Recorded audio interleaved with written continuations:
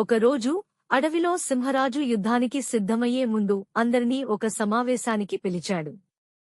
అతడు ప్రతి జంతువుకు ఒక బాధ్యత అప్పగించాలనుకున్నాడు. ముందుగా అతను ఏనుగును పిలిచి యుద్ధానికి అవసరమైన ఆయుధాలను తన మోస్తుకలపై మోసిపెళ్లే బాధ్యతను అప్పగించాడు. భల్లుక తక్షణం అవసరమైతే యుద్ధంలో పాల్గొనడానికి సిద్ధంగా ఉండమని చెప్పాడు. నక్కను పిలిచి రహస్యమైన కుట్రలను ఏర్పాటు చేయమని ఆదేశించాడు. ఆ తరువాత వానరాన్ని పిలిచి నీవు నీ క్రీడలతో శత్రువులను అలరించి వారి దృష్టిని మరలించాలి అని చెప్పాడు. అన్ని జంతువులకు వారి వారి బాధ్యతలు అప్పగించబడ్డాయి. ఆ సమయంలో ఎవరో ఒకరు గాడిద మరియు కుందేల గురించి అడిగారు, ఎందుకంటే వారు సైన్యంలో బలహీనమైన భాగాలు.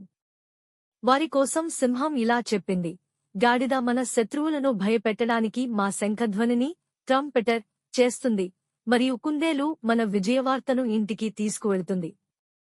ఈ విధంగా సింహరాజు తన సైన్యంలో ప్రతి జంతువు పాత్రను ఖచ్చితంగా నిర్ణయించి యుద్ధానికి సిద్ధమయ్యాడు.